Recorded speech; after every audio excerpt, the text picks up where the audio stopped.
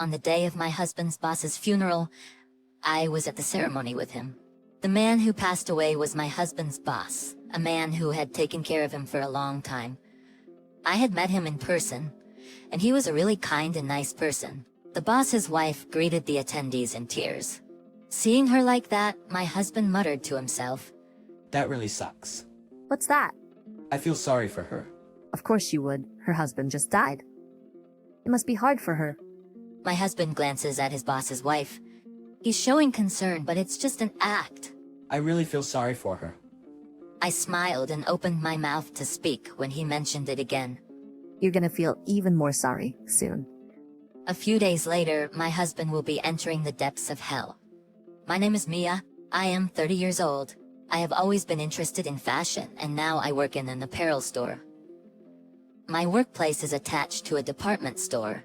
Because it is a store, I have to work on weekends and holidays. But I like my job so much that I don't mind those days.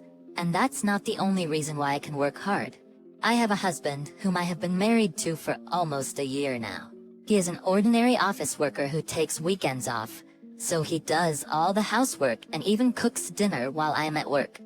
His support is what makes my life possible. Even after the honeymoon period, my relationship with my husband was good, and we were living peacefully without any major complaints. Then one day, I was having dinner with my husband when he opened his mouth, as if he was remembering something. Oh yeah, Billy is thinking of having a barbecue at his house. I was wondering if you'd like to come with me. Billy is your boss, right? Yeah, he's been taking care of me since I joined the company. He's the ideal boss. He said he'd love to have you come. Oh really? I'd like to go if my schedule permits, but weekends might be tough. How about the Saturday after next? Oh, I'm free that day. Wow, then I'd love to go. it just so happened that my schedule was free, and I was going with my husband to his boss, Billy's house. I was excited beyond my years because I don't get to experience the outdoors very often. But what I didn't realize at the time was that this barbecue was going to be the culprit of all this. This barbecue was going to be the source of all my misfortune. 2 weeks later, we headed to Billy's house with drinks and snacks. The house is surrounded by lots of greenery and a big yard. It was a very cool and nice place to barbecue. Welcome. I'm Billy. Nice to meet you. Billy, my husband's boss, greeted me. After him, a beautiful woman next to him opened her mouth. Nice to meet you. I'm his wife, Tina. Oh, it's nice to meet you. I'm Steven's wife, Mia. Thank you for coming today. My husband is always talking about Steven. So it's nice to meet you today. No, thank you very much for having me join you. Let's talk about all kinds of things as women. I hope you have a good time. The beautiful and friendly smile Tina has naturally brings a smile to my face. We got into a lively conversation about trivial matters, and I was able to talk about things that I would not normally do with a friend. After a while, Billy said he was going to lie down for a while and went inside the house. I asked him to show me the restroom. When I returned to the yard after using the restroom, my husband and Tina were talking happily about something. I felt that the distance between them was much closer than before. Huh? Were they always this close? I feel as if the distance between them had suddenly shortened, but I guess it's just my imagination. I forced myself not to think about it and returned to the two of them. Did you find the bathroom? Yes, Billy showed me. I see, that's good. The food is ready, so let's eat. Okay, that sounds good. There's a lot of food, so eat as much as you want. After that, my husband and Tina acted as if nothing had happened. I don't know why they were so close that one time, but I'm sure I'm overthinking it. There was no way she was having an affair with my husband. My husband and Tina are both married to other people.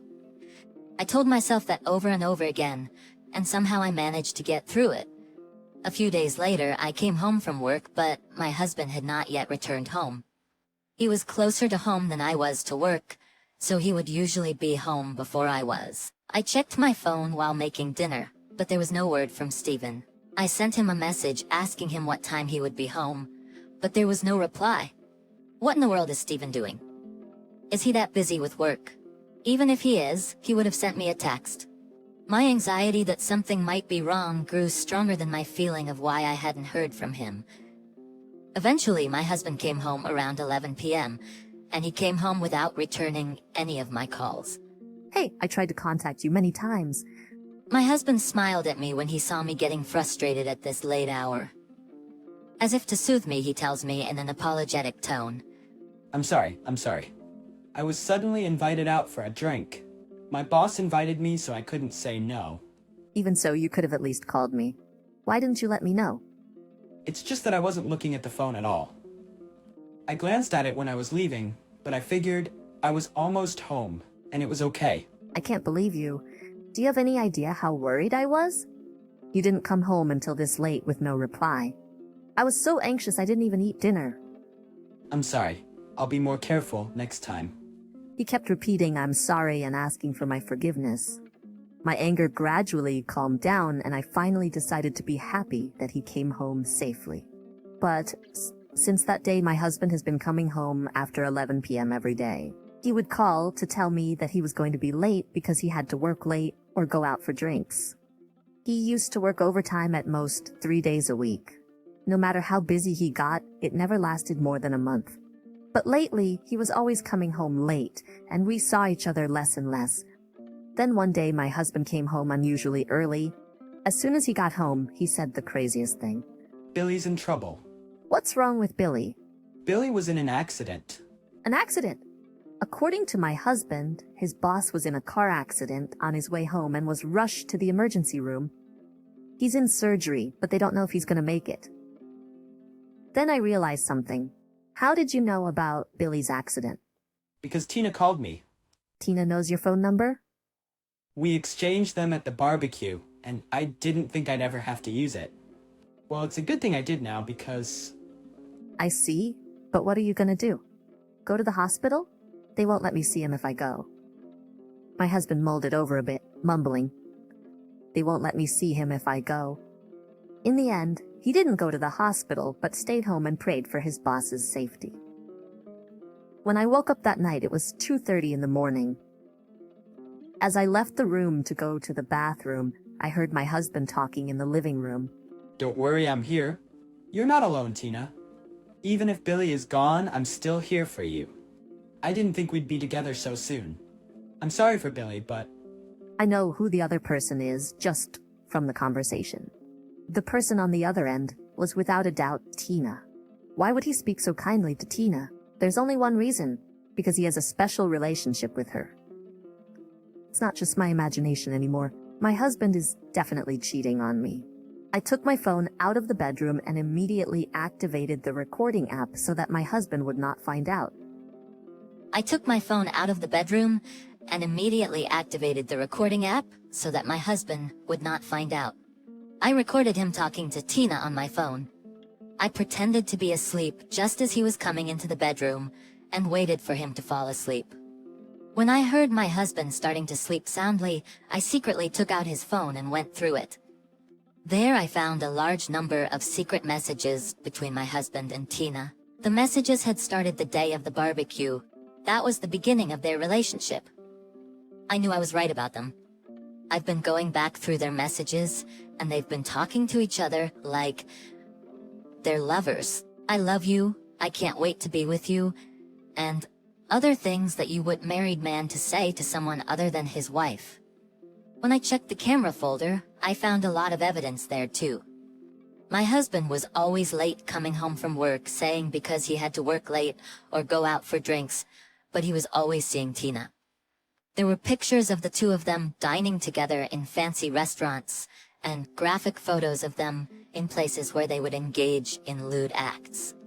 The moment I saw them, my anger at my husband swelled to new heights. I couldn't believe that he had cheated on me and had an affair with his boss's wife. And now, Billy was in an accident and his life was on the line. I can never forgive him. I will put Steve and Tina through hell. I transferred all the evidence of the affair to my phone and went back to my bedroom. I grabbed my phone and went to bed in the morning without sleeping. The next morning, I dropped my husband off at the hospital his boss was at, and went to the lawyer's office I had checked out earlier in the evening. It was last minute, so I didn't have an appointment, but I was lucky enough to get a consultation. I consulted with them about the evidence I had obtained last night, and they told me that the text messages alone wasn't enough evidence. Finally, I decided to ask for both a divorce and alimony. I decided to send both my husband and Tina a content-satisfied letter. On my way from home, the lawyer's office, my phone rang. I checked, and it was my husband. Hello? Then he started talking in an overly depressed voice. Billy passed away. Really? Are you at the hospital? I just heard from Tina. Oh, okay. Well, be careful on your way home. Yeah, thanks. When my husband came home that night, he told me about the wake and funeral schedule. Apparently, Tina talked to him at the hospital. Since the wake was on a weekday, he couldn't go, so we were only going to attend the funeral on Saturday. We put on our mourning clothes and headed for the funeral. I was filled with indescribable emotions as we made our way there. But more than that, I was filled with anger towards my husband and Tina. When the funeral was over, I looked around and saw Tina diagonally ahead of us. She was in tears, and she was greeting attendees with a deep bow. From the outside, she looked like a poor widow. Seeing her like that, my husband mattered to himself. That really sucks. What's that? I feel sorry for her. Of course you would. Her husband just died. It must be hard for her. Yeah. My husband glances at Tina. He's showing concern, but it's just an act. I really feel sorry for her. I smiled and opened my mouth to speak to him again. You're gonna feel even more sorry soon. What are you talking about? What do you mean? I mean, isn't it obvious? Because of you, Tina will have to pay alimony. Huh? My husband's eyes widened and his mouth dropped open. Then Tina noticed us and slowly approached us. Stephen and Mia, thank you so much for coming today. Of course, Tina. I know it's been a tough day for you too. For you too. I never thought this would happen. It's too soon. I know, and I'm sorry for your loss. But isn't this a good thing? Since you wanted to be with my husband. Tina has completely pulled back the tears and her face is drawn. T, don't do that at a time like this. I continued to go on mercilessly to my husband and Tina. How could you say such a thing at a time like this? When Billy had his accident and was rushed to the hospital, who was it that called and said you were right there with her and that you couldn't believe you were going to be together so soon? I never said that. Well, let's just play it here, shall we? I recorded your call on my phone. That's not fair. Are you trying to threaten us?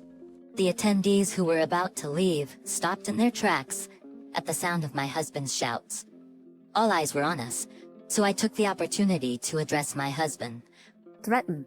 I don't know what you think I'm doing, but I'm just saying the truth. You're married, but you're in a relationship with another woman. Mind you, the woman is the wife of your boss who just died. That's despicable, no matter what anyone says, right? No, it's not. I'm just saying that Tina... What? You're saying you were worried about Tina? No, it's just, since Billy was my boss... You're embarrassing yourself in front of all these people because of your petty feelings. You and Tina are finished. No matter how many times you apologize or how much money you offer me, I will never forgive you. I will do whatever it takes to make you pay the alimony. So be prepared. Stephen and Tina turned blue when they heard the word alimony. I left the funeral after I said those words. I could hear the murmurs of the attendees, but I ignored them all and headed home. After that, I packed up all my belongings and went back to my parents' house. I told my parents what had happened, and they decided to take care of me until I could find a new home. A few days later, I returned to my lawyer, finalized the divorce with my husband, and demanded alimony from Stephen and Tina. At first, he refused to pay alimony, but when the lawyer told him that if he refused, he would be at a disadvantage, Stephen reluctantly agreed to pay it. The lump sum alimony claim drained Stephen's savings, and his parents disowned him. But the story's not over yet. Tina and Stephen later broke up, but surprisingly, Tina was the one who broke it off. Apparently, her relatives booed her at the funeral so much that she couldn't take it anymore. That makes sense.